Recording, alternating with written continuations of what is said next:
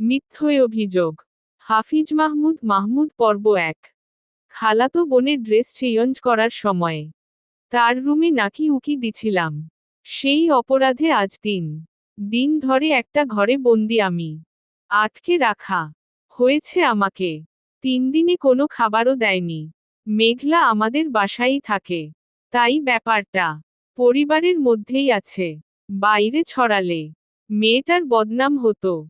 কিন্তু আমি এসব কিছুই করিনি। যাকে নিজের বোনের মতো দেখি তাকে খারাপ দৃষ্টিতে দেখার প্রশ্নই আসে না। লেখক মাহমুদ। মেঘলা আব্বুর কাছে বিচার দিল আর আব্বুও তার কথা বিশ্বাস করে নিল। আমার কথা কেউ শুনলই না, উল্টা আব্বু স্টিলের লাঠি দিয়ে মারল আমাকে। আম্মুও কিছু বলল না। তবে উনার চোখেও ঘৃণা। মাও বিশ্বাস করে নিয়েছে আমি এই কাজটা করেছি। ছাদের অন্ধকার ঘরটাতে হাত বেঁধে দরজায় তালা লাগিয়ে রাখা হইছে আমাকে। ৩ দিন ধরে না খেয়ে থাকায় শরীরটা ভেঙে পড়েছে। মাথা ব্যথা আর গ্যাস্ট্রিক তো আছেই। মেঘলার কথা মনে পড়তেই লজ্জা লাগতেছে। মেয়েটা সামান্য একটা ভুলের জন্য এত বড় মিথ্যে বলল আব্বুর কাছে। আমি পাগল হয়ে গেছি। প্রায় ড্রাগ নেই না ৩ দিন হলো। আপনারা ভাবছেন আমার আব্বু আম্মুই বা কেমন? তারা এরকম ছিলেন না। কিন্তু তারাও বাধ্য হয়েছেন এমন হতে। ২ বছর আগে ইন্টার পরীক্ষায় ফেল করার পর থেকে তারা এমন হয়ে গেছেন। অবশ্য ফেল করার কারণ ছিল নুসরাত।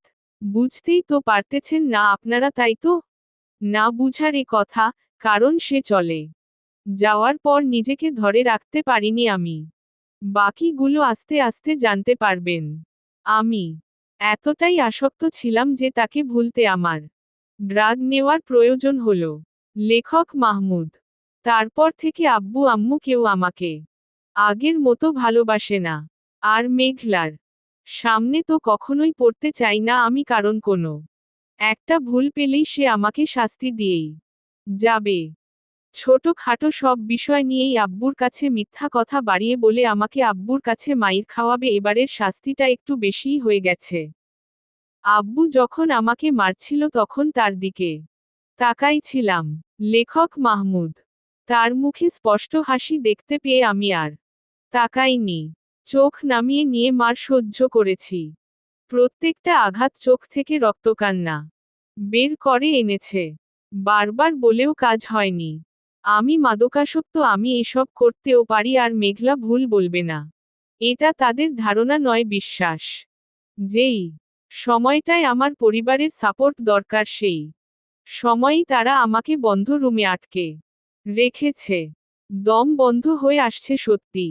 তৃষ্ণায় গলা শুকিয়ে গেছে। এক ফোঁটা পানিও নেই ঘরে। অবশ্য বৃষ্টি হলে একটু পানি পাওয়া যেত উপরে। একটু ফুটা আছে, ওখান দিয়ে পানি পড়ে। আজ চতুর্থ দিন। কেউ একবার দেখতেও আসেনি আমাকে। বাড়ির কুকুরটা ২ দিন না দেখলে তারও খোঁজ নেয়। আর আমি তো আস্ত একটা মানুষ। যদিও তারা আর এখন আমাকে মানুষ ভাবে না, তাই হয়তো এইভাবে কয়টা দিন কেটেছে জানি না। কারণ যখন আমার জ্ঞান ফিরল তখন দেখি আমি নিজের রুমে শুয়ে আছি। প্রচণ্ড ক্লান্ত লাগছে। নিজের শরীরটাই আলগাতে পারছি না। শরীরের প্রতিটা অংশ ব্যথায় জর্জরিত।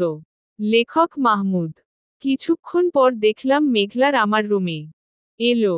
আমার চোখ খোলা দেখে মেঘলা ব্যঙ্গ করে হাসল। কিরে, বেঁচে আছিস? আমরা তো মনে করেছিলাম মরে গেছিস। মেঘলার কথাটা শুনেই চোখ বেয়ে পানি পড়তে লাগলো। এ বাড়ির মানুষজন আমায় এতটা ঘৃণা করে। কোন পশু যদি অসুস্থ হয় তাকেও তো ডাক্তার দেখানো হয়। আর আমাকে তারা, হয়তো তারা মৃত্যুই কামনা করেছিল আমার। আমি মেঘলাকে কোন মতে বললাম, অনেক ক্ষুধা পেয়েছে, একটু খেতে দিবি? মিথ্যে অভিযোগ। হাফিজ মাহমুদ মাহমুদ। পর্ব ২। আমার ক্ষুধার কথা শুনে মেঘলা বলল, দেখি ঝুটা কিছু আছে কি না। মেঘলার কথাটা শুনে বুকের ভিতরটা মুচড়ে উঠল।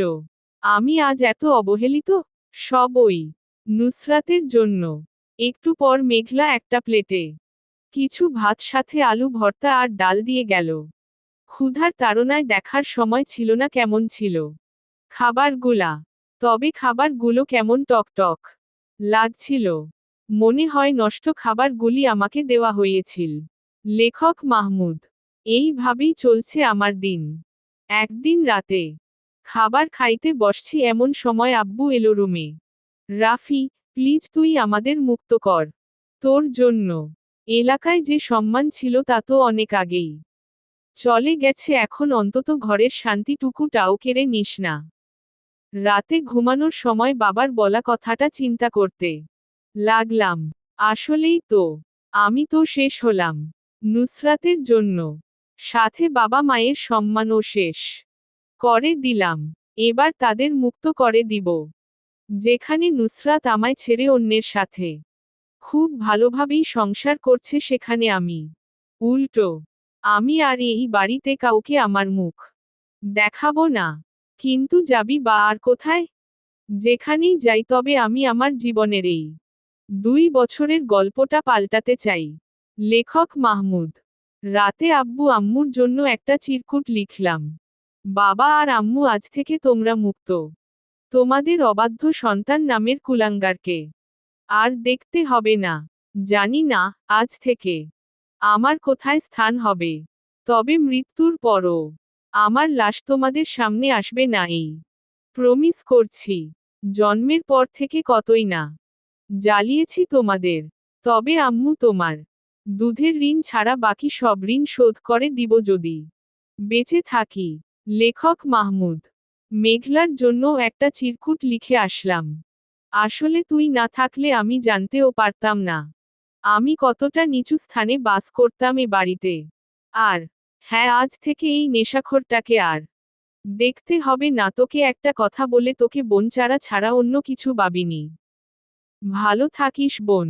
আর আব্বু আম্মুকে একটু দেখে রাখিস। বাড়ি থেকে বেরিয়ে আসলাম। কিন্তু যাবটা কোথায় এখন? যাওয়ার মতো বন্ধু বান্ধব বা আত্মীয় স্বজনও তো নেই। সেই ভোর থেকে হাঁটা শুরু করলাম। সন্ধ্যার দিকে প্রচুর ক্ষুধাও লাগছিল। হাতে একটা ঘড়ি ছিল, নুসরাতের দেওয়া। ভাবলাম এটা বিক্রি করে কিছু খেয়ে নেই। কিন্তু নুসরাতের এই স্মৃতিটা কিছুতেই হারাতে চাচ্ছিলাম না। তাই আর কি, না খেয়ে বসে রইলাম। সন্ধ্যা ঘনিয়ে আসছে ক্রমশ, আর এদিকে ক্ষুধাও বাড়ছে পাল্লা দিয়ে তার সাথে। তাই আরেকটু হেঁটে মসজিদের অজুখানা থেকে পানি খেয়ে নিলাম। রাত গভীর হওয়ার সাথে সাথে ভয় হচ্ছে আমার আশ্রয় হবে কি রাতের। 1:00 দিকে একটা বাড়ির গেট খোলা দেখা যায়। আমি ভাবলাম রাতটা এখানেই কাটিয়ে দেই। সকালে ঘুম ভাঙল একজন মহিলার ডাকে। এই ছেলে, এখানে ঘুমিয়ে আছো যে তুমি? কে আর এখানেই বা ঘুমিয়েছিলে কেন? আন্টি, আমি আমার নিজের পরিচয় দেওয়ার মতো কিছু নেই। রাত অনেক হয়ে গিয়েছিল, আর থাকার জায়গা ছিল না। পেটে অনেক ক্ষুধা থাকায় এখানে ঘুমিয়ে গিয়েছিলাম। Sorry aunty. এই বলে আমি হাঁটা শুরু করলাম, তখনই পেছনে থেকে ডাক আসলো আবার। এই ছেলে, শোনো। জি আন্টি, বলুন। লেখক মাহমুদ। তোমায় দেখতে তো অনেক দুর্বল দেখা যাচ্ছে। রাতে খেয়েছো কিছু? না আন্টি, এখন কোনো জায়গা থেকে পানি খেয়ে নিব।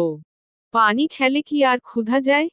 চলো আমার সাথে, খেয়ে নিবে। আন্টি, রাতের আধারে আপনার বাড়িতে থেকেছি, এর জন্য আমায় কথা শোনাননি, এতেই আমি কৃতজ্ঞ। এই বেশি কথা না বলে চলো, খেয়ে নিবে। পেটের ক্ষুধার কাছে শেষ পর্যন্ত আমাকে হার মানতে হলো। আর কিছু না বলে উনার পিছু পিছু বাসার ভিতরে ঢুকলাম। ভিতরটা বেশ সুন্দর। একটু পর আমায় খেতে দিল আন্টি। ক্ষুধা অনেক থাকায় প্লেটের সব খেয়ে আমি আন্টির দিকে তাকালাম। বসো, আমি আরো নিয়ে আসছি। খাবার খাওয়ার পর আন্টি বললেন, বাবা তুমি এখন কোথায় যাবে? আন্টি, জানি না কোথায় যাব।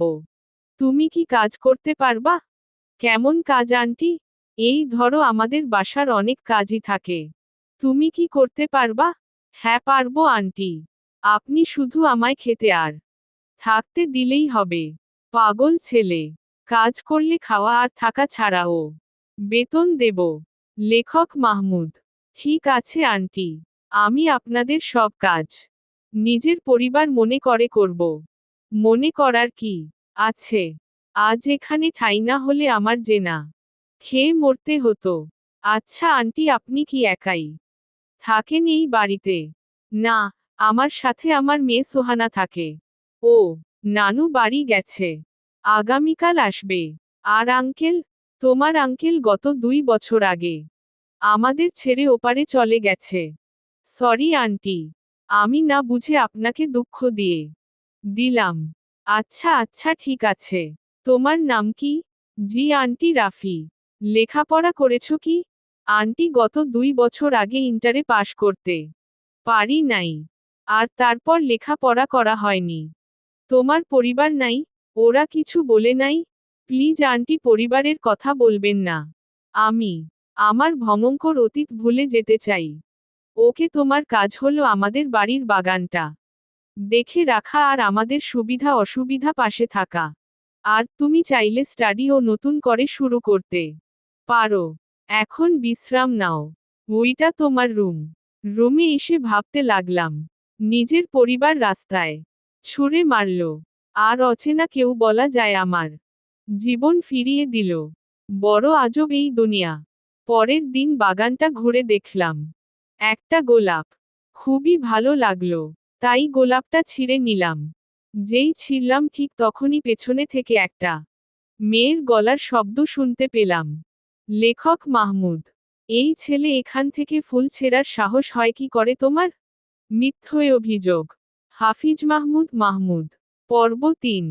পরের দিন বাগানটা ঘুরে দেখলাম, একটা গোলাপ খুবই ভালো লাগলো, তাই গোলাপটা ছিঁড়ে নিলাম। যেই ছিঁড়লাম ঠিক তখনই পেছনে থেকে একটা মেয়ের গলার শব্দ শুনতে পেলাম। এই ছেলে এখান থেকে ফুল ছেঁড়ার সাহস হয় কি করে তোমার? আমার ফুল আমি ছিঁড়েছি আপনার কি? আপনার ফুল মানে? দাঁড়ান দেখাচ্ছি আপনাকে। অবাক হয়ে মানে কি বুঝাচ্ছি বুঝেন নাই? নাক মুখ লাল করে পাগল নাকি হুট করে এসে বলে আমার ফুল আবার বলে দেখাচ্ছি? কি এত বড় সাহস আমায় পাগল বলা? সরি, পাগল নয়, পাগলি। আর হ্যাঁ ম্যাম, এটা ডাক্তারের চেম্বার না। লেখক মাহমুদ।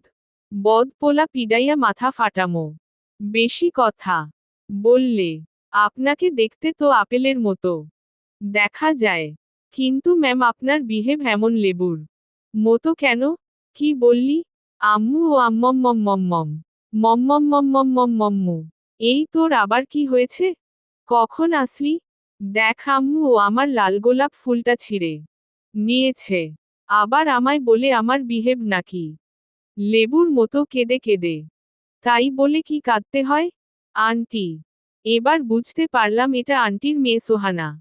সরি আন্টি, আমি বুঝতে পারিনি এটা আপনার মেয়ে। আর ফুলটা অনেক সুন্দর ছিল, তাই ছিঁড়েছিলাম। সরি ম্যাম, আর এমন ভুল হবে না। রাফি, ব্যাপার না। তাছাড়া সোহানার এটা প্রিয় গাছ, তাই এমন রিয়্যাক্ট করেছে। ও একটু বেশিই জেদি। বুঝতে পারছি আন্টি। লেখক মাহমুদ। আম্মু, এই ছেলেটাকে?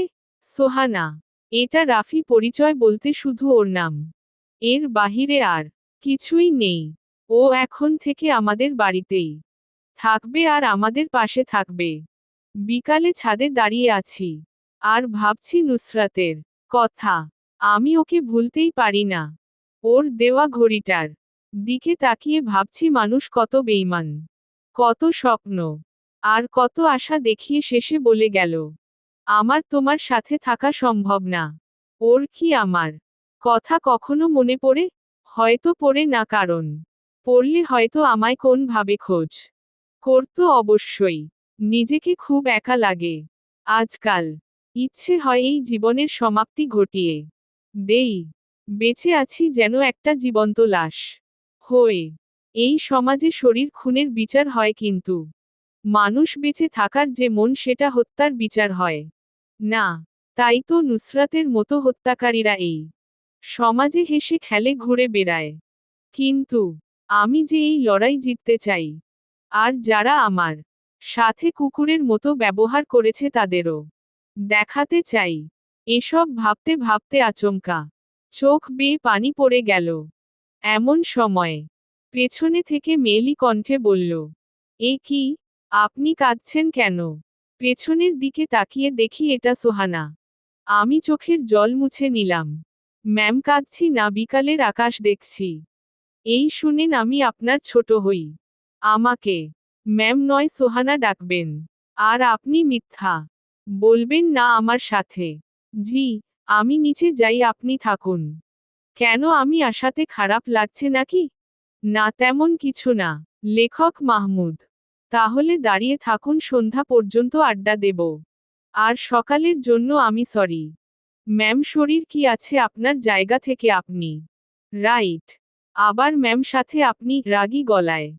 সরি। বাদ দিন, আপনি এত চুপচাপ থাকেন কেন? ভালো লাগে তাই। আপনার সম্পর্কে আম্মুর কাছ থেকে কিছু শুনেছি। তবে পুরানো সব ভুলে আগামী দিন থেকে আমার সাথে কলেজে যাবেন। আমি এবার ইন্টার ফার্স্ট ইয়ারে পড়ি। লেখক মাহমুদ। আমার আর পড়ার ইচ্ছা নাই। এই ছেলে এত কথা বলবা না, আমার কথার উপর কথা বললে খুন করে ফেলব। মিথ্যে অভিযোগ। হাফিজ মাহমুদ মাহমুদ। পর্ব 4। আমি চোখে পানি আর মুখে হাসি নিয়ে ছাদ থেকে চলে আসলাম। রাতে বেলা চোখে কিছুতেই ঘুম আসছে না কেন জানি। নুসরাতের সাথে কাটানো স্মৃতিগুলো ফিরে আসছে। উফ, আর নিতে পারছি না। চুলগুলো টেনে ছিঁড়ে ফেলতে ইচ্ছে করছে। এখন মাথা ঠান্ডা করার একটাই উপায়, সিগারেট। যা গত 2 বছর ধরে করে আসছি। ঘুম আসছে না, তাই রুম থেকে বেরিয়ে পুকুর পাড়ে চলে আসলাম। নুসরাতকে যতই ভুলতে চাই ততই মনে পড়ে যায়। আর আমার সাথে ঘটে যাওয়া অমানুষিক মেঘলা আর মা বাবার ব্যবহার গুলা তিলে তিলে পুড়ে খাচ্ছে আমায়। বড় হৃদয় বিদারক এই স্মৃতিগুলো। আমি হাতের দিকে তাকিয়ে দেখলাম নুসরাতের দেওয়া সেই ঘড়িটা। ছুঁড়ে মারতে চেয়েও পারলাম না। মুখ ফসকে বেরিয়ে এলো, নুসরাত বেঈমান। তোর জন্য সত্যি হারিয়ে গেল আমার ঠিকানা। এই বলে কাঁদতে লাগলাম। এমন সময় পেছনে থেকে কেউ বলল, আপনি এত রাতে কাঁদছেন কেন? লেখক মাহমুদ। কই কাঁদছি? আমি অনেকক্ষণ আপনার পেছনে দাঁড়িয়ে আছি। আমি সব দেখেছি, আপনার মধ্যে অনেক রহস্য আমি জানতে চাই। প্লিজ, আমায় বন্ধু ভেবে সব খুলে বলুন। প্লিজ ম্যাম, আমায় এই বাড়ি থেকেও চলে যেতে বাধ্য করবেন না। আমি আমার অতীত বলতে পারবো না। ওকে ঠিক আছে, কিন্তু নুসরাতকে? নুসরাতের কথা আপনি শুনলেন কখন? যখন আপনি বিড়বিড় করে বলছিলেন তখন শুনেছি এই নামটা। আমি জানি না প্লিজ, জানি শুধু দুমোট খেয়ে বাঁচার জন্য আপনাদের বাড়িতে পড়ে আছি। পরের দিন খাবার খাওয়ার সময় সোহানা বলল, আম্মু, রাফি আগামীকাল থেকে আমার সাথে কলেজে যাবে। সেটা রাফি ভালো জানে। না মানে আন্টি, আমি বলছিলাম কি, রাফি, তোমার কিছু বলতে হবে না, চুপ থাকো। সোহানা। পরের দিন সকালে ঘুম ভাঙ্গল সোহানার ডাকে। এই যে মিস্টার রাফি, তাড়াতাড়ি ঘুম থেকে উঠুন। আরেকটু ঘুমিয়ে নেই। লেখক মাহমুদ। তোমার বউ পেয়েছ নাকি একটু পর পর এসে ডেকে যাব? তারপর ঘুম থেকে উঠে ফ্রেশ হতে চলে গেলাম। সকালের নাস্তার পর সোহানা জিজ্ঞেস করল, তুমি কি রেডি? না মানে আজ না গেলে হয় না। ওই ছেলে বেশি কথা বললে গলা চেপে মারব। রাগে নাক লাল করে। জি, আমি রেডি। ওই, আমি কি তোর আন্টি লাগি? জি। জি, শুরু করছিস কেন? না মানে এমনি। আজ থেকে ঠিকঠাক ভাবে কথা বলবে, নয়তো এক ঘুষিতে নাক ফাটিয়ে ফেলব। মনে মনে বললাম, এই মাইয়া কোনো দিক দিয়ে রিনা খানের থেকে কম যায় না। এই তুমি বিড়বিড় করে কি বলছো? কই কিছু না, চলুন। এই পোশাকে যাবে? তোমার এর থেকে বেটার পোশাক নাই? লেখক মাহমুদ। না মানে ম্যাম, আমার আর পোশাক নাই। হাতের ঘড়িটা তো বেশ সুন্দর তোমার। জানি না সুন্দর কি না, তবে এটা যত দিন থাকবে আমার হাতে, তার স্মৃতি হয়ে থাকবে। তার মানে কার? কারোর না ম্যাম, চলুন। আবার ম্যাম, ঠিক আছে বিকালে শপিং এ যাব। তারপর দুজন রিকশা উঠে বসলাম, নুসরাতের পরেই। প্রথম আমি অন্য কোনো মেয়ের সাথে রিকশাতে বসলাম বা এত কাছে আসলাম, তাই আমি একটু চেপে বসতে চেষ্টা করলাম, যাতে দুজনের মাঝখানে অনেকটা ফাঁকা থাকে। আমার অবস্থা দেখে সোহানা বলল, এই যে মিস্টার আমার সাথে বসতে বুঝি খুব খারাপ লাগছে? আসলে তা না। তা না হলে এদিকে আসো।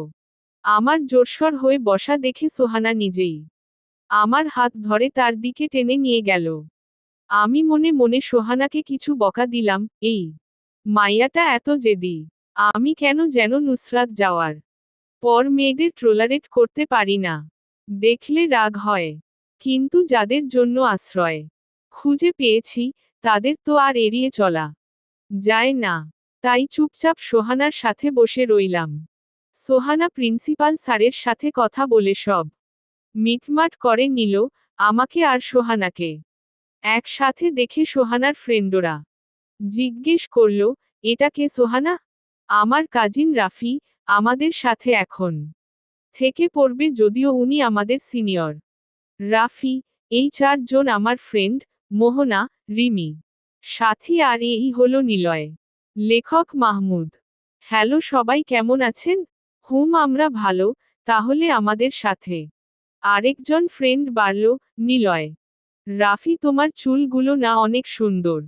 সাথী, লুচু মাইয়া, তোমার কাছে এক ছেলের হাসি, আরেক ছেলের চুল, আরেক ছেলের স্টাইল ভালো লাগে। সোহানা, ওই তুই আমার ফ্রেন্ড হয়ে এরকম বলতে পারলি?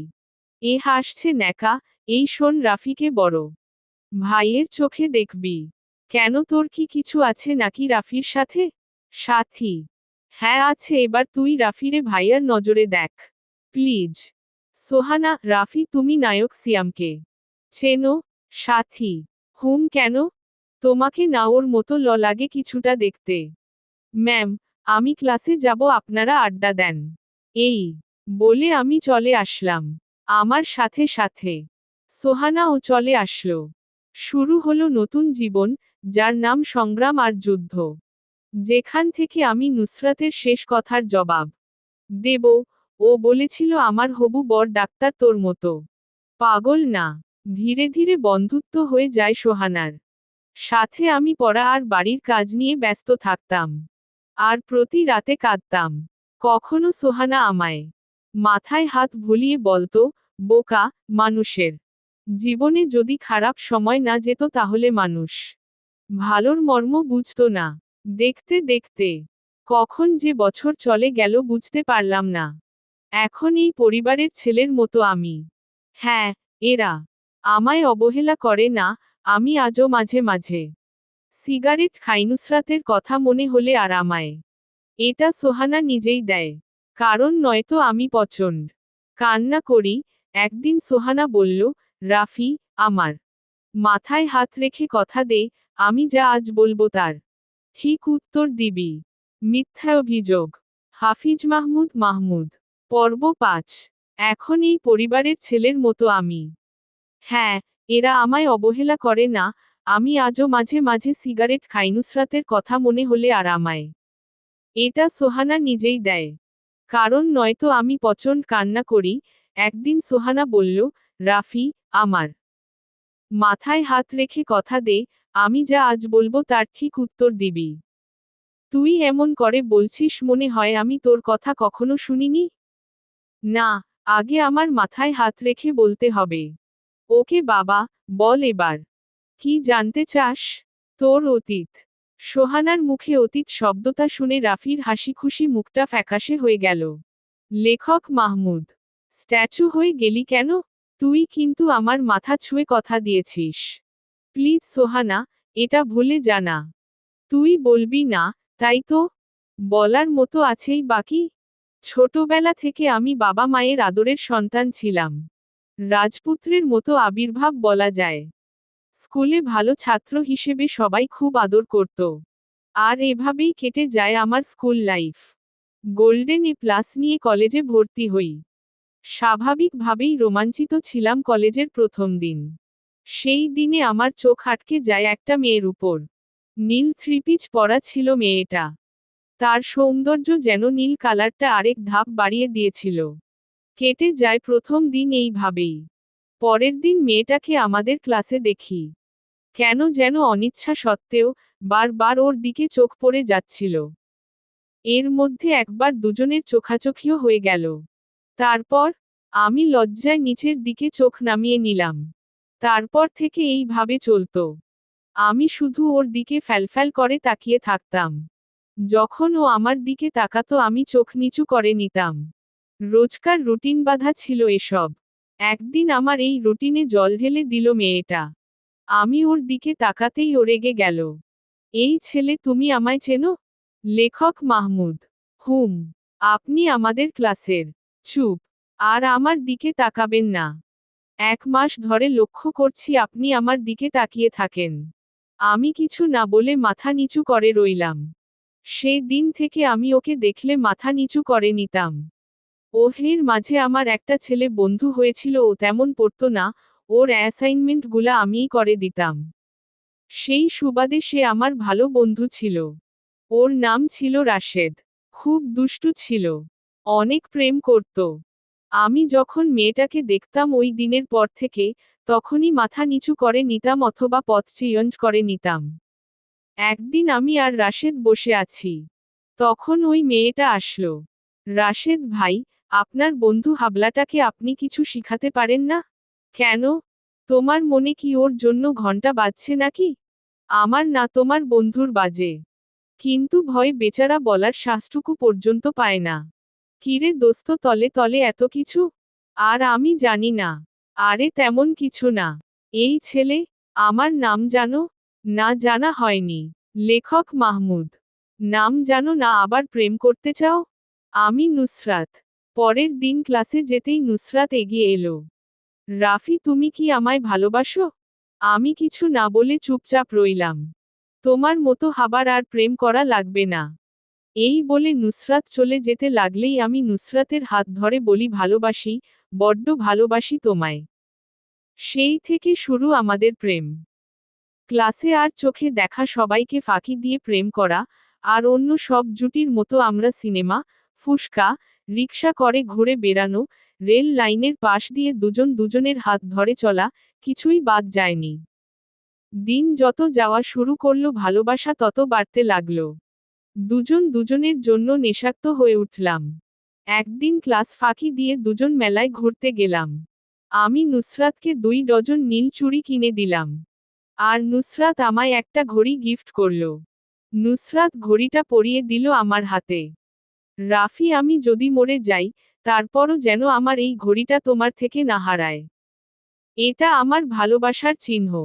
এটা তোমার হাতে থাকলে মনে করবে, আমি তোমার সাথে আছি। সেদিন আমি কিছু না বলে নুসরাতকে জড়িয়ে ধরে কাঁদি। নুসরাত আমার চোখের পানি মুছে দিয়ে নিজেও কেঁদে ফেলে। এই পাগল, কাঁদিস কেন? মনে রাখবি আমার হৃৎপিণ্ড যতদিন চলবে, ততদিন আমি তোর। দ্বিতীয় বর্ষে টেস্ট এক্সামের প্রথম দিন আগে নুসরাত আমায় ডাকল। লেখক মাহমুদ। রাফি, একটা কথা বলবো, তোমায় রাখবা? আমি কি কখনো তোমার কথা ফেলেছি? আগে আমার মাথায় হাত রেখে বল, আমার এই কথা রাখবাই? হুম বলো শুনবো, মাথায় হাত রেখে। তুমি আমায় ভুলে যাও। নুসরাতের কথা শুনে আমি ওর মাথা থেকে হাত সরিয়ে নিলাম। প্লিজ নুসরাত, এমন কিছু বল না। তুমি চাইলে আমায় খুন করতে পারো, কিন্তু আমায় ছেড়ে যেও না কাঁদতে কাঁদতে। রাফি, আমি আমার কথা বলে দিয়েছি। আমার বাবা মা আমার বিয়ে ঠিক করে ফেলেছে। আমি চাই না তুমি আর আমার সাথে যোগাযোগ করো। এই বলে নুসরাত চলে যায়। আর আমি জ্ঞানহীন পাগলের মতো ঘাসের মাঝে বোবার মতো বসে পড়ি। আমার মুখ থেকে কিছুই বের হচ্ছে না। বুকের ভেতরটা দুমড়ে মুচড়ে যাচ্ছিল। সন্ধ্যায় বাসায় ফিরলাম। আর পড়ার দিকে মন বসছে না। তাই আম্মুর থেকে 1000 টাকা চেয়ে নিলাম। আর আমি পুরো টাকায় সিগারেট কিনে নিয়ে আসলাম। সারাটা রাত ছাদে বসে সিগারেটের ধোঁয়া উড়িয়েছি। আর পাগলের মতো হেসেছি, আবার কেঁদেছি। হঠাৎ করে তখন অসুস্থ হয়ে পড়া এক্সামে আমি 10 মার্কের উপর আনসার করতে পারি নাই। নুসরাত সম্পূর্ণভাবে আমার সাথে যোগাযোগ বন্ধ করে দিল। আমি 3 দিন পর ওর বাসার সামনে যাই। ওর বাসার সামনে যেতে ও আরো রেগে যায়। রাফি, তুমি চলে যাও প্লিজ। 3 দিন পর আমার বিয়ে, আমার জীবনটা নষ্ট করো না। আমি হাসতে হাসতে বললাম, আর আমার জীবনের যে গতিরোধ থামিয়ে দিয়েছ? কি অধিকার আছে তোমার আমার জীবনটা নষ্ট করার? প্লিজ নুসরাত, আমায় ছেড়ে যেও না তুমি। লেখক মাহমুদ। রাফি, আমি আমার ডিসিশন আগেই জানিয়ে দিয়েছি। নুসরাত এই বলে চলে গেল। আমি দাঁড়িয়েছিলাম নুসরাত যদি একবার ফিরে আসে সেই আশায়। একটু পর তুমুল বৃষ্টি শুরু হয়। আমি এক পাও নড়িনি নুসরাত ফিরে আসবে সেই আশায়। কিন্তু সন্ধ্যা ঘনিয়ে আসলে আমি বাসায় চলে আসি সেদিন। রাতে খুব জ্বর হয়। আমার জ্ঞান ফিরার পর আম্মু বলছিল আমি নাকি 2 দিন অজ্ঞান ছিলাম। এর মাঝে পরিবারের সবাই জেনে যায় নুসরাতের কথা। নুসরাতের আব্বু নাকি বাসায় এসে ওয়ার্নিং দিয়ে গিয়েছিল, আমি যদি আর নুসরাতকে ডিস্টার্ব করি, তবে খুব খারাপ হবে। আম্মু আমাকে অনেক বোঝালো নুসরাতকে ভুলে যেতে। কিন্তু আমি কিছুতেই নুসরাতকে ভুলতে পারি না। আগামীকাল নুসরাতের বিয়ে, আমি তাই আবার নুসরাতের বাড়িতে গেলাম। নুসরাত অপমান করল। যা ইচ্ছে তাই বলল, আর বলল আমার হবু বর ডাক্তার। তুই পাগল, তোর হাত ধরে আমি বেরিয়ে যাব কোন দুঃখে? খুব আঘাত লাগছিল ওর কথায়। তাই ওর গলা চেপে ধরলাম। বললাম, ফিরিয়ে দে আমার সব দিনগুলো। আমার ভালোবাসা, আমার আবেগ, আমার অনুভূতিগুলো। ঠিক তখনই পেছনে থেকে কে যেন আমার মাথায় আঘাত করে। জ্ঞান ফিরতে দেখি আমার পাশে পুলিশ দাঁড়ানো। আমি বললাম, আপনারা? লেখক মাহমুদ। পুলিশ লোকটি হেসে বলল, তোমার জ্ঞান ফিরার অপেক্ষা করছিলাম। তারপর আমায় জেলে নিয়ে যাওয়া হয়। আমি আমার অপরাধ জানতে চাইলে পুলিশ লোকটি বলে, হত্যার চেষ্টা, ধর্ষণ সাথে চুরির অভিযোগ আছে আমার নামে। আর এর প্রধান সাক্ষী নুসরাত, সে নিজে এসে অভিযোগ করে গেছে। মিথ্যে অভিযোগ। লেখক মাহমুদ। পর্ব 06। পুলিশ লোকটি হেসে বলল, তোমার জ্ঞান ফিরার অপেক্ষা করছিলাম। তারপর আমায় জেলে নিয়ে যাওয়া হয়। আমি আমার অপরাধ জানতে চাইলে পুলিশ লোকটি বলে, হত্যার চেষ্টা, ধর্ষণ সাথে চুরির অভিযোগ আছে আমার নামে। আর এর প্রধান সাক্ষী নুসরাত, সে নিজে এসে অভিযোগ করে গেছে। তারপর কিভাবে যেন আব্বু 1 সপ্তাহের মাঝে আমার জামিন করে নিল। তবে এই 1 সপ্তাহ জানোয়ারের মতো আমায় নির্যাতন করেছিল পুলিশ। জেল থেকে বের করে আব্বু আমায় সেদিন চর মেরে বলছিল, একটা মেয়ের জন্য আমার মান সম্মান সব শেষ করে দিলি। আমি কিছু না বলে চুপ করেছিলাম। তারপর বাড়ি ফিরে আম্মু আমায় দেখে বলল, তোকে বারণ করেছিলাম না যেতে? এত ভালোবাসা দেখালি। কই তোর ভালোবাসার মানুষ? সেই দিন নুসরাতের যত ছবি ছিল সব ছিঁড়েছিলাম। ভেবেছিলাম যেখানে বাবা মাকে সম্মানের জায়গায় অসম্মানে ঠেলে দিয়েছি, এই মুখ আর দেখাবো না। সেই দিন আমি 3বার আত্মহত্যা করতে গিয়েও পারিনি। প্রতিবার নুসরাতের সেই হাসি মুখটা সামনে ভেসে আসত। তারপরের দিনগুলো কেটেছিল জেলের থেকেও খারাপ। মানুষ আমায় আর আমার পরিবারকে নানান কথা বলতো। আব্বু রাতে এসে কান্না করত। আর কোন কোন দিন আমায় খুব মারত। আম্মু অসুস্থ হয়ে পড়ে, তাই মেঘলাকে, আমার খালাতো বোন, আমাদের বাড়িতে নিয়ে আসে। কলেজে তো যাওয়া বন্ধ। যে দিন নুসরাতের বাড়িতে গিয়েছিলাম সে দিন থেকেই আব্বু আমায় কলেজে নিয়ে গেলে প্রিন্সিপাল স্যার অপমান করে বের করে দেয়। তার উপর টেস্ট এক্সাম সব ফেল। সভাপতির সাথে আব্বুর ভালো সম্পর্ক ছিল। অনেক বুঝিয়ে আমার এক্সাম দেওয়ার সুযোগ করে দেয়। কিন্তু আমি ফেইল করি বসি। লেখক মাহমুদ। তখন পর্যন্ত নেশা আমি গোপনে করতাম। যে দিন রেজাল্ট দিয়েছিল সেদিন আব্বু এত মেরেছিল বলতে পারবো না। তারপর দরজার বাহিরে আমায় বের করে দেয়। সে দিন মধ্যরাতের দিকে আমার মাথায় নেশার ভূত চাপে। আমি কি করব বুঝতে পারি নাই, তাই আমি দরজা ভেঙে আব্বুর টাকা চুরি করি। আর সে দিন নেশায় মাতাল হয়ে রাস্তায় পড়ে থাকি। এলাকার লোক বাবাকে বিভিন্ন রকম বাজে কথা বলে। আর সে দিন থেকে শুরু হয় বাবা মায়ের অত্যাচার। যদি খুন করলে জেল না হতো, তারা হয়তো আমাকে অনেক আগেই মেরে ফেলতো। অন্তত নিজেদের সম্মানের জন্য হলেও। এত অত্যাচারের মধ্যে ছিলা কিভাবে তুমি? সোহানা কাঁদতে কাঁদতে বলল, জানি না তখনকার দিনগুলো নেশায় কাটত। তাই বলতে পারিনি। আর তারপর একদিন আমি বাহিরে থেকে এসে দেখি নুসরাতের দেওয়া আমার ঘড়িটা নাই। আমি পাগলের মতো খুঁজতে থাকি। ওর শেষ স্মৃতিটা আমি হারাতে চাইনি। আমি মেঘলাকে জিজ্ঞাসা করলাম, মেঘলা আমার ঘড়িটা দেখেছিস? ও হাসতে হাসতে বলল, আমি ঘড়িটা হাতে নিয়ে দেখার সময় ভেঙ্গে। লেখক মাহমুদ। আর কিছু বলার আগে ঠাস ঠাস করে ওর গালে প্রচণ্ড জোরে 2টা থাপ্পড় বসিয়ে দেই ওর গালে। ও আমার ঘড়ি আমার উপর ছুঁড়ে মেরে দৌড়ে চলে যায়। তখন নিজে অনুতপ্ত হই। এরপর ওর কাছে ক্ষমা চাই। কিন্তু ও আর আমার সাথে কোনভাবেই তেমন কথা বলেনি।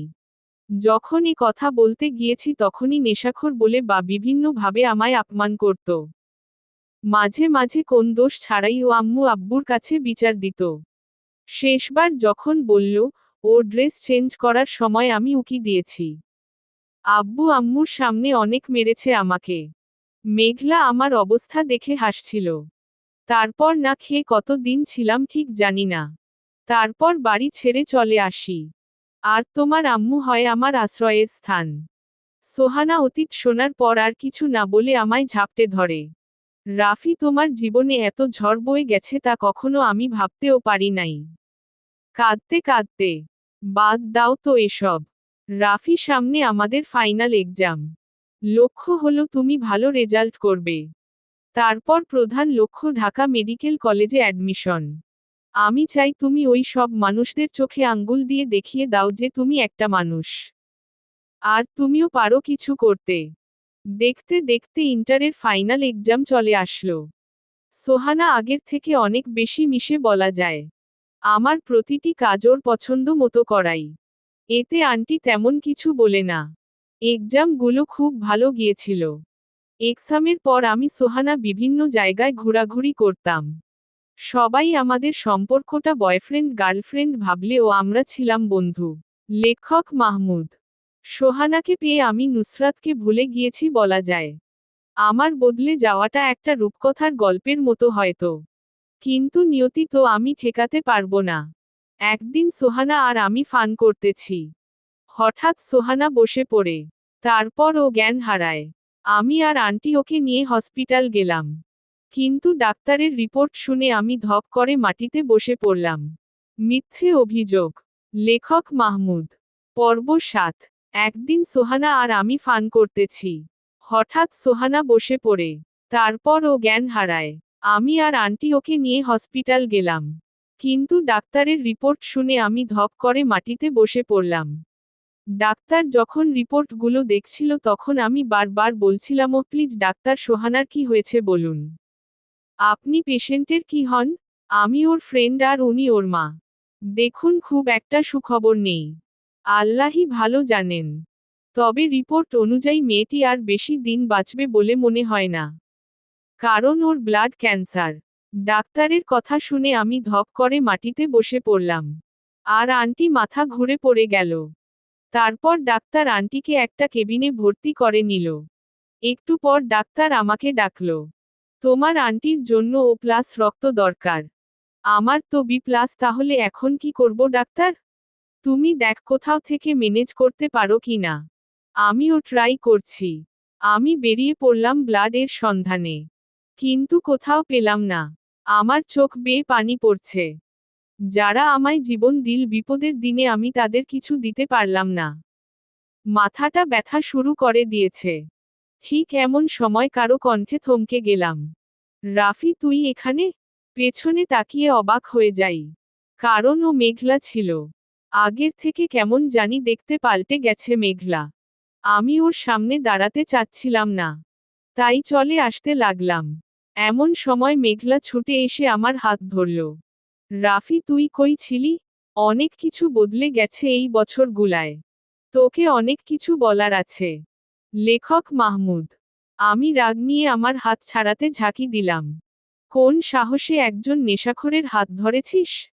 এক ঝটকায় হাতটা মেঘলার হাত থেকে ছাড়িয়ে নিলাম। আর মেঘলার সামনে থেকে চলে আসলাম। ডাক্তার আমায় দেখে বলল ব্লাড ম্যানেজ হয়ে গেছে। রাতে আন্টির জ্ঞান ফিরল। আমি আন্টিকে বসতে সাহায্য করলাম। আন্টি চিন্তা করবেন না। আল্লাহ নিশ্চয়ই আমাদের কাছ থেকে এমনভাবে সোহানাকে নিয়ে যাবে না। আন্টি আমায় ধরে চিৎকার করতে লাগলো। সোহানার এখনো জ্ঞান ফিরেনি। আন্টি পাগলামো করছিল। সোহানার এই অবস্থায় আমার ভিতরটা ফেটে যাচ্ছে।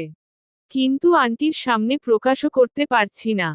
এতে আন্টি আরো ভেঙে পড়বে। আমি ডাক্তারকে অনেক বলে সোহানার কেবিনে ঢুকলাম। ওর হাতটা ধরলাম। লেখক মাহমুদ, আমাকে বাঁচতে শিখিয়ে নিজেই চলে যাচ্ছিস? এত স্বার্থপর তো ছিলি না তুই। চোখ থেকে পড়া নোনা জলগুলো যেন আজ সাক্ষী হয়ে রইল সোহানাকে ছাড়া রাফির লাইফটা এগুলো অনেকটা অসম্ভব। 3 দিন পর সোহানাকে নিয়ে বাড়ি ফিরলাম। সোহানাকে দেখে আন্টি কাঁদে। আমি নীরবে কাঁদি। সোহানা আমাদের অবস্থা দেখে কিছুটা বুঝতে পারে যে ওর সাথে খারাপ কিছু হয়েছে। রাফি, তুই আর আম্মু কি আমার থেকে কিছু লুকানোর চেষ্টা করছিস? সোহানা, ওই তোর আমাকে সন্দেহ হলো?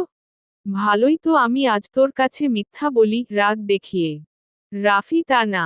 কেন জানি আমার মন বলছে আমার বড় কিছু হয়েছে, আমি আর বাঁচব না বেশি দিন। সোহানার কথা শুনে আমি আর স্থির থাকতে পারলাম না। শক্ত করে বুকে জড়িয়ে ধরলাম সোহানাকে। আর কখনো এমন কথা মুখে নিলে তোর সামনে আমার জীবন শেষ হবে কেঁদে কেঁদে। এই পাগল কাঁদিস কেন? তোর চোখের পানি একদম সহ্য করতে পারি না। হুম। আচ্ছা বল, আর কয়েকদিন পর তো রেজাল্ট দিবে, তখন তুই কোথায় অ্যাডমিশন নিবি? তুই যেখানে নিস। লেখক মাহমুদ, দূর পাগল, তুই জানিস আমার চোখে শুধু তোর স্বপ্নগুলো ভাসে। তুই ঢাকা মেডিকেল কলেজে অ্যাডমিশন নিবি, কথা দে। হুম, তোর কথা শুনি নাই এমন হয়েছে কখনো? রাফি, আর একটা কথা, তোর সাথে কেউ অন্যায় করলে তুই তাকে বকবি না। সরি বলে দিবি। কারণ একদিন সে তার ভুল বুঝবেই। আচ্ছা, তুই মুরব্বিদের মতো এত উপদেশ দিচ্ছিস কেন? বলা তো যায় না কখন না থাকি। সোহানা, রাফি গলায়। অবশেষে আসলো সেই দিন। মিথ্যে অভিযোগ। হাফিজ মাহমুদ মাহমুদ। পর্ব 8। রাফি, আর একটা কথা, তোর সাথে কেউ অন্যায় করলে তুই তাকে বকবি না। সরি বলে দিবি। কারণ একদিন সে তার ভুল বুঝবেই।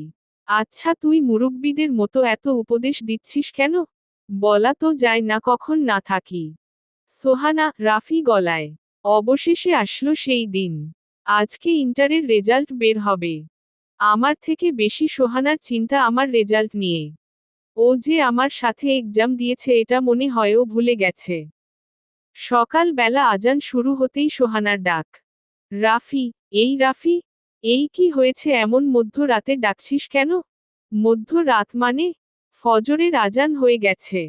এখন সকাল হবে, নামাজ পড়বি না তুই? আজ না অন্য দিন পড়ব। লেখক মাহমুদ। রাফি, প্লিজ উঠো না। আজ না রেজাল্ট দিবে? আল্লাহ তালার কাছে দোয়া করব তোর রেজাল্ট যেন ভালো হয়। আজ দোয়া করলে কি রেজাল্ট পাল্টে যাবে? রেজাল্ট যা আসার আসবে। ধুর, উঠো তো।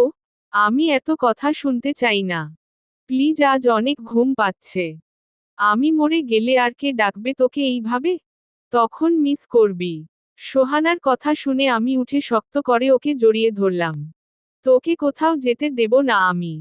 আরে পাগল, একটু আস্তে করে ধর। আমার তো জীবন বের হয়ে যাচ্ছে। আগে বল, আমায় ছেড়ে কোথাও যাবি না? আচ্ছা, যাব না।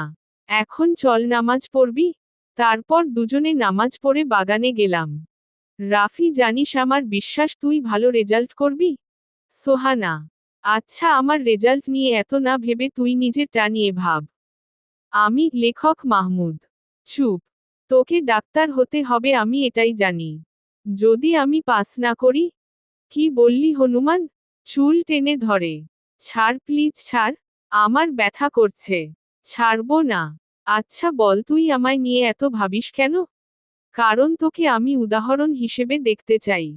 যে কেউ যেন বলে, জীবনে শেষ বা অসম্ভব বলে কিছু নেই। তার প্রমাণ রাফি। আমি আর বসে থাকতে পারলাম না। চলে আসলাম উঠে। এতটা মনের মধ্যে জায়গা করে 2 দিন পর হারিয়ে যাবে মেয়েটা, এটা ভাবলে নিজের নিঃশ্বাসটাই যেন বন্ধ হয়ে আসে আমার জীবনটা এমন করে সাজিয়ে দেওয়ার কি দরকার ছিল ওর? যখন নিজেই চলে যাবে? এর মধ্যে আন্টি এলেন। রাফি, কি হয়েছে? আমি চোখ থেকে পানি মুছে নিলাম। কিছু না আন্টি। লেখক মাহমুদ। আমি জানি তুমি সোহানার কথা ভাবছ। কিন্তু বাবা কি বলতো, ও চলে গেলে আমি কি নিয়ে থাকব? শেষ সম্বল তো ছিল আমার এই মেয়েটাই। আল্লাহ তাকে ও নিয়ে যেতে চাচ্ছে। প্রতিটা মুহূর্তে মৃত্যুর যন্ত্রণা অনুভব করি আমি। আন্টি, এমন ভাবে কাঁদবেন না। সোহানা আমাদের মাঝে যে কয়দিন আছে একদম বুঝতে দেওয়া যাবে না এটা যে ওর শেষ সময়। এই কয়টা দিন আমরা ওর অনেক খেয়াল রাখব। দুপুর 12টা। সোহানা এসে বলল, রাফি দেখতো ইন্টারনেটে রেজাল্ট বের হয়েছে কিনা। এখনই পাওয়া যাবে। তাড়াতাড়ি দেখ। আরে বাবা, দেখব তো, তুই এত পাগল হচ্ছিস কেন? আচ্ছা রাফি, তুই ডাক্তার হওয়ার পর প্রথম কার চিকিৎসা করবি? তোর মাথায় কি সারা দিন শুধু আমাকে নিয়েই চিন্তা থাকে? বিয়ার পর তোর জামাই তোরে 3 বেলা নিয়ম করে পিটানি দিবে। লেখক মাহমুদ। গাধারাম, এবার দয়া করে রেজাল্টগুলা দেখুন। আর আমায় উদ্ধার করুন। আমাকে আবার একটা জায়গায় যেতে হবে। কোথায় যাবি? তোর কাছে সবকিছুর কৈফিয়ত দিতে পারবো না। আমি অনেকটা ভয় নিয়ে রেজাল্ট দেখলাম। তবে আমারটা না, সোহানারটা। ওর রেজাল্ট ভালোই হয়েছে, 4.80। এখন ভয় করছে আমারটা দেখার সময়।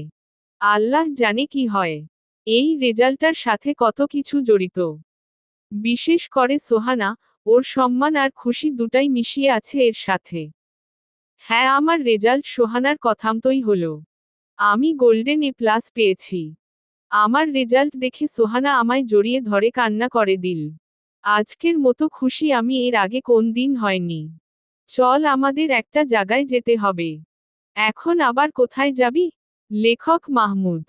আমি মানত করেছিলাম তুই যদি গোল্ডেন A+ পেয়ে পাস করিস তাহলে আমি এতিম বাচ্চাদের খাওয়াবো। আমি কি বলবো ভেবে পাচ্ছি না মেয়েটার এত উদারতা দেখে। একটা মানুষ কি করে এত উদার মনের মানুষ হতে পারে? সেটা এই পরিবারে না আসলে বুঝতে পারতাম না। তারপর সন্ধ্যায় আমি আর সোহানা বের হলাম। ও এতিম বাচ্চাদের খাবার দিচ্ছে। আর আমি পাশে দাঁড়িয়ে আছি। রাফি, জানি সেই বাচ্চাদের মুখে হাসিটা দেখলে কেন জানি মনটা ভালো হয়ে যায়। তারপর থেকে শুরু হয় সোহানার আমার উপর শাসন। পড়া ছাড়া আর অন্য কিছুর সুযোগ নেই। আমি সোহানার হাত ধরলাম। সোহানা, তুই না আগের থেকে অনেক সুন্দর হয়ে গেছিস। মনে হয় আমি তোর প্রেমে পড়ে যাব। যেই হারে দিন দিন সুন্দর হচ্ছিস। তাই না? তা আমার এত গুণগান গাওয়ার মতলবটা কি জানতে পারি? আরে এত পড়ে কি করমু? চল ঘুরে আসি।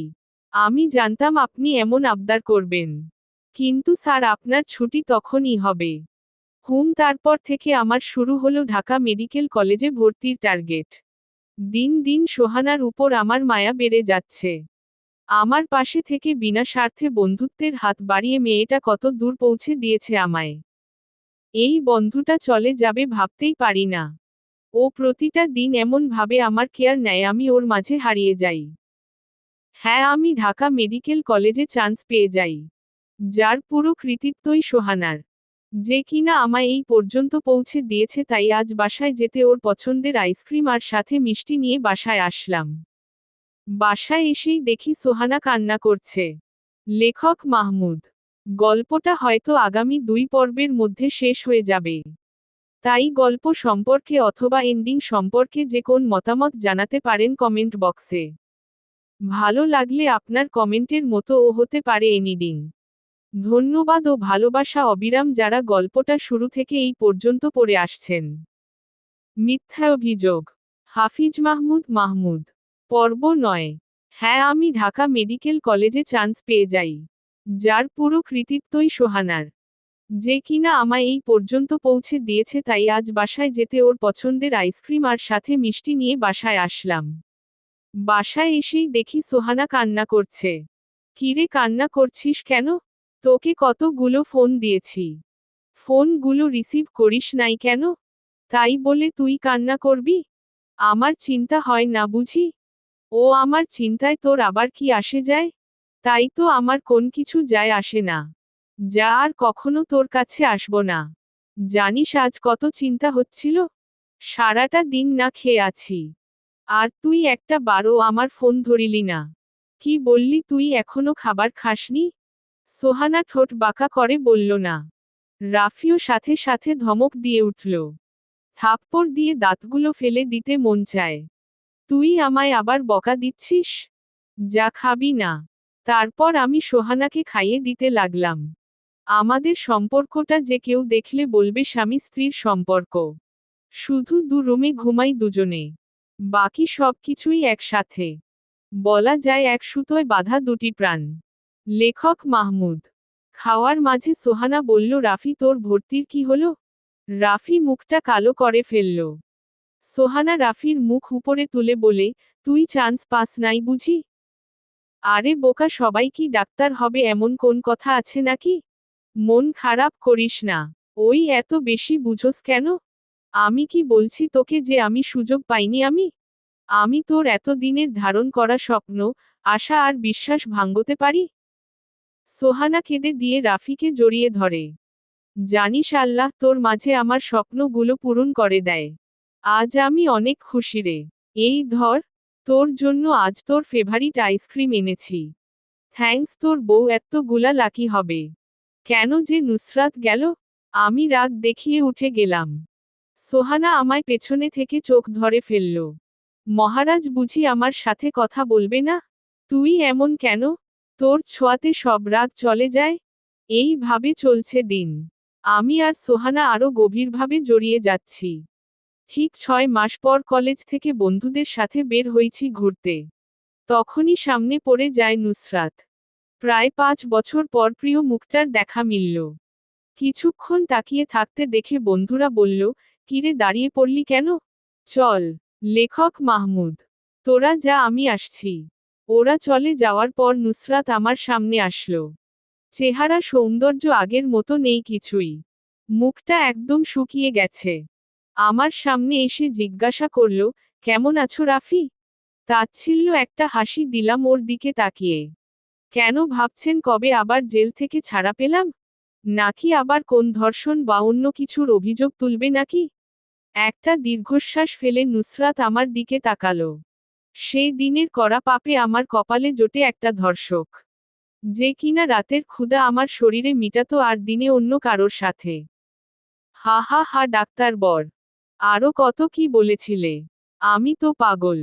হ্যাঁ, তখন যদি বুঝতাম পাগলটা আমার জন্য পাগল ছিল। কি পেলাম বাবার কথায় তোমায় অবহেলা আর পুলিশ কেস করে। বিয়ে প্রায় 6 মাস ভালোই কাটছিল। তারপর আর আমার সৌন্দর্য তার কাছে ভালো লাগে না। সে বাসায়ও মেয়ে নিয়ে আসতো। আমার সামনে ওদের সাথে নোংরামি করত। আর ওদের বলতো আমি কাজের মেয়ে। প্রায় ওর সাথে ঝগড়া করতাম। ও আমার গলা চেপে ধরে বলতো, আমি কি তোকে পূজা করার জন্য বিয়ে করেছি? তখন তোর রূপ ভালো লাগছিল করেছি, এখন লাগে না তাই তোকেও ছুঁই না। আমার তখন খুব করে মনে পড়তো তোমার সাথে কাটানো সময়গুলা। যেখানে আমায় এত দিন পেয়ে ও রূপের দিকে নয় মনের দিকে তাকাতে। তারপর রাতে দিনে কাঁদতাম। বাবাকে বললে বাবা বলে, ছেলে মানুষ এমন করেই। অন্য মেয়েদের যখন বাসায় এনে নোংরামি করত আর বলতো আমি কাজের মেয়ে, তখন নিজেকে শেষ করে দিতে ইচ্ছে হতো। তারপর আমি কয়েকবার আত্মহত্যাও করতে গিয়েছিলাম। কিন্তু সব সময় মনে হতো ওর মতো একটা জানোয়ারের জন্য কেন আমার জীবনটা নষ্ট করব? তারপর ওর বাড়ি থেকে আমি চলে আসি। লজ্জায় বাবার বাড়িও যাইনি। আজ স্থান আমার পতিতালয়ে। আমি একটা হাসি দিয়ে বললাম, এই নাও 1000 টাকা। আমি কোন রাতেই আসব না। আর হ্যাঁ, তোমার মতো মেয়ের জীবনে এর থেকে ভালো কিছু হতে পারে না। রাফি প্লিজ আমায় ক্ষমা করে দাও। ক্ষমা করে দাও আমায়। হা হা হা ক্ষমা। লেখক মাহমুদ। এই বলে চলে আসলাম ওর সামনে থেকে। মনটা আজ কেন জানি অন্য রকম লাগছে। বাসায় ফিরে সোহানাকে বললাম আজকের পুরো ঘটনা। আল্লাহ কিছু পাপের শাস্তি দুনিয়াতে দেয়, আবার কিছু আখেরাতে। কিছু দিন পর হঠাৎ সোহানার বুকে ব্যথা শুরু হয় প্রচণ্ডভাবে। তারপর তাকে হসপিটালে নিয়ে গেলাম। হসপিটালে নিয়ে যাওয়ার পর সোহানাকে নিয়ে ডাক্তার আইসিইউতে নিয়ে গেলেন। আন্টি আমায় জড়িয়ে কান্না করতে লাগলেন। আমি বললাম, ও আন্টি ভরসা রাখুন, সব ঠিক হয়ে যাবে। এমন সময় পেছনে থেকে কেউ ডাকল, রাফি। পেছনে তাকিয়ে আমি অবাক হয়ে গেলাম, কারণ হুইল চেয়ারে করে বসে আছে লেখক মাহমুদ। বন্ধুরা, আশা করি গল্পটা আগামী পর্বে সমাপ্তি হয়ে যাবে। তাই গল্প সম্পর্কে অথবা এন্ডিং সম্পর্কে যে কোন মতামত জানাতে পারেন কমেন্ট বক্সে। ভালো লাগলে আপনার কমেন্টের মতো ও হতে পারে এনিডিং। ধন্যবাদ ও ভালোবাসা অবিরাম যারা গল্পটা শুরু থেকে এই পর্যন্ত পড়ে আসছেন। মিথ্যে অভিযোগ। হাফিজ মাহমুদ মাহমুদ। পর্ব 10 তথা শেষ পর্ব। হসপিটালে নিয়ে যাওয়ার পর সোহানাকে ডাক্তার আইসিইউতে নিয়ে গেলেন। আন্টি আমায় জড়িয়ে কান্না করতে লাগলেন। আমি বললাম, আন্টি ভরসা রাখুন, সব ঠিক হয়ে যাবে। আমি আড়ালে গিয়ে কাঁদতে লাগলাম। আন্টিকে কি সান্ত্বনা দেব? আমি নিজেই যে মেনে নিতে পারছি না সোহানার এই অবস্থা। ওর নিষ্পাপ হাসিটা আর সাথে মিষ্টি শাসনটা তো ছিল আমার রোজকার অভ্যাস। আল্লাহ, তুমি সোহানাকে আমার জীবনের বদলে হলেও ফিরিয়ে দাও। বসে বসে ভাবছি সোহানার সাথে কাটানো খুনসুটির সময়গুলো। প্রতিটা দিন যেন ওর খুনসুটি ছাড়া কাটতই না। এমন সময় পেছনে থেকে কেউ ডাক দিল, রাফি। লেখক মাহমুদ। পেছনে তাকিয়ে দেখি হুইল চেয়ারে বসে আছে আমার মা আর সাথে আছে মেঘলা। ভিতরটা মোচড় দিয়ে উঠল আম্মুর এই অবস্থা দেখে। আগের থেকে কত রোগা হয়ে গেছে উনি, আর সাথে দেখা যাচ্ছে হুইল চেয়ার হাঁটতেও পারে না মনে হয়। এমন সময় মেঘলা আম্মুকে আমার সামনে নিয়ে আসলো। আমি অন্য দিকে মুখ ঘুরিয়ে নিলাম। আম্মু বলল, রাফি, অনেক দিন দেখি না তোকে, একবার তাকাবি আমার দিকে? আমি তাকালাম না, কেন জানি নিজের উপর খুব রাগ হচ্ছে। যারা কি না আমায় এত অবহেলা করেছিল, প্রতিটা মুহূর্তে মৃত্যুর দিকে ঠেলে দিয়েছিল, আমি কেন তাদের জন্য চোখের জল ফেলছি? আম্মু আবার ডাক দিল, রাফি, অনেক অভিমান আর রাগ বুঝি জমিয়েছিস? আমাদের বুঝি আর কোন দিন তোর মুখ দেখাবি না? খুব যে ইচ্ছা করছে তোর মুখটা দেখতে খোকা। আম্মুর কথায় আমি আর নিজেকে সামলাতে পারি নাই। আমি রাগে বললাম, কেন এসেছেন? আপনাদের রাফি সেদিনে মারা গিয়েছে, যেদিন আধার রাতে বাড়ি থেকে পালিয়ে আসছিল আর আপনাদের মুক্ত করে চলে আসছিল। আমার কথা শুনে আম্মু বলল, মেঘলা চল, আমরা চলে যাই। রাফি মনে হয় আর আমাদের সহ্য করতে পারছে না। এমন সময় আন্টি এসে বলল, রাফি, সোহানার অবস্থা ধীরে ধীরে খারাপ হচ্ছে। আমি বললাম, আন্টি আপনি একদম চিন্তা করবেন না, আমি ডাক্তার নিয়ে আসছি। আন্টি বলল, ওনারা কে রাফি? আমি চিনি না ওনাদের। এই বলে হাঁটতে লাগলাম। এমন সময় মেঘলা বলল, হুইল চেয়ারে বসা মহিলাটি রাফির মা। আন্টি বলল, রাফি, তুমি তোমার মায়ের সাথে কথা বলো, আমি ডাক্তার ডাকতে যাই। আন্টি, আমার কথা বলার প্রয়োজন নেই, সোহানার জীবনটা দরকার। এই বলে আমি চলে যাই। ডাক্তার নিয়ে এসে দেখি আন্টির সাথে আম্মু আর মেঘলা দাঁড়িয়ে আছে। আমি বললাম, আন্টি, ওনারা এখানে কেন? রাফি, আগে ডাক্তার সোহানাকে দেখুক, বাকিটা পরে বলবো। তারপর আন্টি মেঘলা আর আম্মুকে বলল, চলে যেতে আর আগামীকাল আসতে। ডাক্তার সোহানাকে দেখে বলল, কোন কিছুই কন্ট্রোলের মধ্যে আসতেছে না। আল্লাহ ভালো জানে, আমাদের কিছু করার ক্ষমতা নাই এখন। আন্টি কান্না করতে লাগলো। আমি কি করব বুঝতেছি না।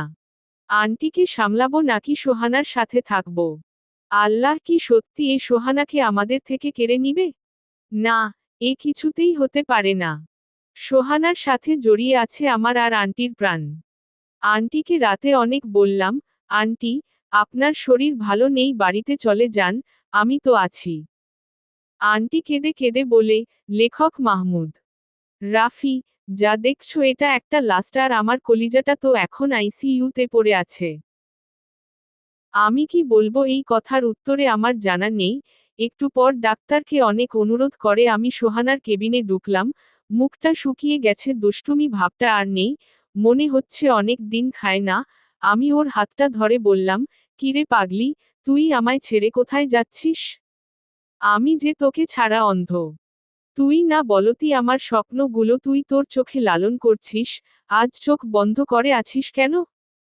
ওই কথা বল, আমার সাথে একদিন কথা না বলে তো থাকতে পারতি না তুই, আজ কথা বলছিস না কেন? প্লিজ একবার কথা বল সোহানা। আমায় এতটা ইগনোর করলো, সোহানা আর কথা বলল না। পরের দিন বসে আছি হসপিটালে পাগলের মতো।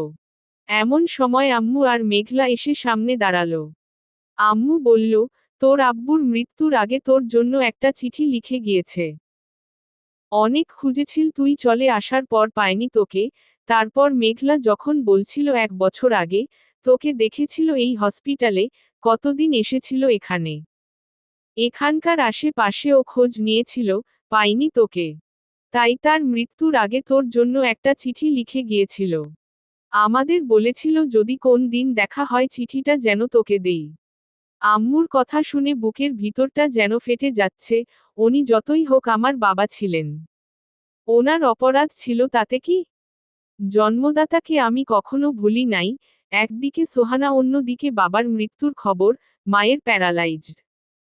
কত কিছু হয়ে গেল এই দিনগুলোতে, হারিয়ে গেল কত কিছু। লেখক মাহমুদ। বিকালে বাবার চিঠিটা হাতে নিলাম। রাফি, জানি তোর কাছে আমি ঘৃণিত বাবা, এটা আমিও জানি যে আমি কোন আদর্শ বাবা না, কারণ আদর্শ বাবারা কখনো সন্তানদের ঘৃণা করে না। কিন্তু জানিস চারপাশের মানুষগুলো দিন দিন তোর নামে এত অভিযোগ করত, আমি তখন রেগে ভাবতাম এমন সন্তান থাকার চেয়ে না থাকা ভালো। মনে আছে রাফি, তুই যখন কেজি স্কুলে পড়তি, একদিন বৃষ্টির সময় তোকে যখন কাঁধে নিয়ে বাড়ি ফিরছিলাম, সেদিন তুই বলেছিলি, বাবা আমিও একদিন তোমায় এইভাবে কাঁধে করে বাড়ি নেব। সেই দিন আমি খুশিতে আত্মহারা হয়েছিলাম। তুই চলে যাওয়ার পর মেঘলা তার ভুল বুঝতে পারছে, সে সবার কাছে বলছে সেদিন তুই তার রুমে তাকাসনি, তোর উপর প্রতিশোধ নেওয়ার জন্য মেঘলা আমাদের কাছে মিথ্যা বলছে। তারপর থেকে তোর আম্মু আমার সাথে একদিনও ভালো করে কথা বলেনি। তোর ছবি বুকে নিয়ে তোর রুমেই ঘুমাতো। তোর ঘাটতিটা বুঝতে বুঝতে একটু বেশি এই সময় লেগে গেছিল। তোকে শেষবারের মতো দেখার অনেক ইচ্ছে ছিল, কিন্তু ভাগ্যে যে সব থাকে না, সব শেষ। তুই তোর মা আর মেঘলার পারলে দায়িত্ব নিস। ইতি। তোর অযোগ্য বাবা। বাবার চিঠিটা পড়ে আম্মুকে জড়িয়ে ধরে কাঁদতে লাগলাম। তারপর আম্মুকে সোহানার ব্যাপারে আর আন্টির ব্যাপারে সব কিছু বললাম। সোহানার এখনো জ্ঞান ফিরেনি। আজ 2 দিন হয়ে গেছে, মেয়েটার মুখটা কেমন জানি কালো হয়ে গেছে। রাতে আন্টি বলল, রাফি, তোমার জন্য সোহানা আমার কাছে একটা চিঠি দিয়ে গিয়েছিল, এই নাও। আমি চিঠিটা খুললাম, সোহানা কি লিখেছিল দেখার জন্য। এই গাধা, কাঁদছিস কেন? এটা তো আগেই জানতি আমি আর এই পৃথিবীতে বেশি দিন নাই, আর তুই কাঁদলে আমার একদম ভালো লাগে না, জানিস না? তুই কিন্তু কোন কিছুতে একদম ফাঁকিবাজি করবি না। আমি যদি পারতাম না আত্মা হয়ে ফিরে আসতাম। জানিস আমিও স্বপ্ন দেখতাম তোকে নিয়ে, তুই সমাজে একদিন অনেক বড় হবি। মানুষগুলো বলবে, ছেলে হলে রাফির মতো হও। লেখক মাহমুদ। আরও কত স্বপ্ন বুনেছিলাম, কিন্তু দেখ না, বিধাতার যে এক কঠিন সত্য। কিছু কাজ অসমাপ্তই মানায়। আমার স্বপ্নগুলো প্লিজ অপূর্ণ রাখিস না। আর শোন, তুই যদি কাঁদিস না আমি আর কোন দিন তোর সাথে গল্প করব না। আমার আম্মুর আমি ছাড়া কেউ ছিল না। প্লিজ তুই মায়ের মতো আগলে রাখিস। আর শেষ কথা, তুই তোর পরিবারের সাথে আবার সম্পর্কটা আগের মতো করে নিস। একদম কাঁদবি না গাধা। আমায় দেখ আমি কতটা হাসছি, আর হ্যাঁ, একটা লাল টুকটুকি বউ আনিস যে তোর অনেকটা খেয়াল রাখবে। আমার সময় শেষ, আমি চলে যাই। রাফি কান্না করতে লাগলো।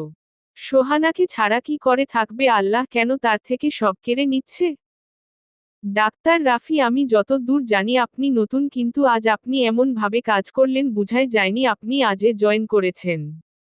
আমরা তো প্রায় এই পেশেন্টকে ভাগ্যের হাতে ছেড়ে দিয়েছিলাম। ডাক্তার প্রিয়া। ডাক্তার, আমি কাজটা ভালোবাসা নিয়ে করি, আর সব থেকে বড় কথা, কোন মানুষের 1% সম্ভাবনা থাকলেও আমি তাকে 100% চেষ্টা করব ভালো করার জন্য।